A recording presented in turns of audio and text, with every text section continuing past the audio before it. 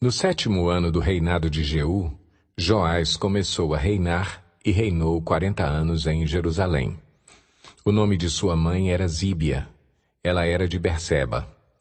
Joás fez o que o Senhor aprova durante todos os anos em que o sacerdote Joiada o orientou. Contudo, os altares idólatras não foram derrubados.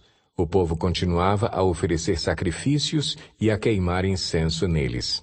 Joás ordenou aos sacerdotes: reúnam toda a prata trazida como dádiva sagrada ao templo do Senhor. A prata recolhida no recenseamento, a prata recebida de votos pessoais e a que foi trazida voluntariamente ao templo.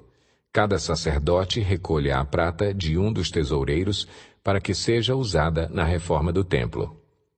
Contudo, no 23º ano do reinado de Joás, os sacerdotes ainda não tinham feito as reformas.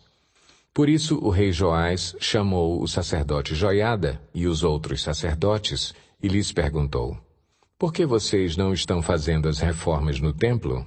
Não recolham mais prata com seus tesoureiros, mas deixem-na para as reformas. Os sacerdotes concordaram em não mais receberem nenhuma prata do povo e em não serem mais os encarregados dessas reformas. Então o sacerdote Joiada pegou uma caixa, fez um furo na tampa e colocou-a ao lado do altar, à direita de quem entra no templo do Senhor. Os sacerdotes que guardavam a entrada colocavam na caixa toda a prata trazida ao templo do Senhor. Sempre que havia uma grande quantidade de prata na caixa, o secretário real e o sumo sacerdote vinham, pesavam a prata trazida ao templo do Senhor e a colocavam em sacolas. Depois de pesada, entregavam a prata aos supervisores do trabalho no templo. Assim, pagavam aqueles que trabalhavam no templo do Senhor: os carpinteiros e os construtores, os pedreiros e os cortadores de pedras. Também compravam madeira e pedras lavradas para os concertos a serem feitos no templo do Senhor e cobriam todas as outras despesas. A prata trazida ao templo não era utilizada na confecção de bacias de prata, cortadores de pavio, bacias para aspersão, cornetas ou quaisquer outros utensílios de ouro ou prata para o templo do Senhor. Era usada como pagamento dos trabalhadores e eles a empregavam para o reparo do templo. Não se exigia prestação de contas dos que pagavam os trabalhadores, pois agiam com honestidade. Mas a prata das ofertas pela culpa e das ofertas pelo pecado não era levada ao templo do Senhor, pois pertencia aos sacerdotes. Nessa época, Hazael, rei da Síria, atacou Gate e a conquistou. Depois decidiu atacar Jerusalém.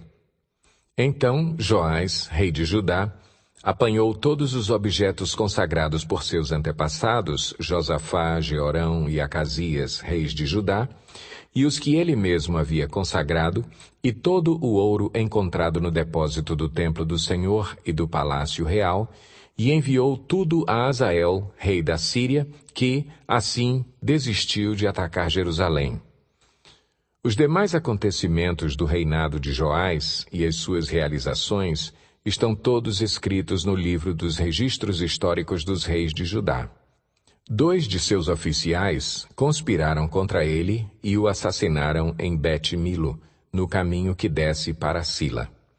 Os oficiais que o assassinaram foram Josabade, filho de Simeate, e Jeozabade, filho de Somer. Ele morreu e foi sepultado junto aos seus antepassados na cidade de Davi. E seu filho, Amazias, foi o seu sucessor.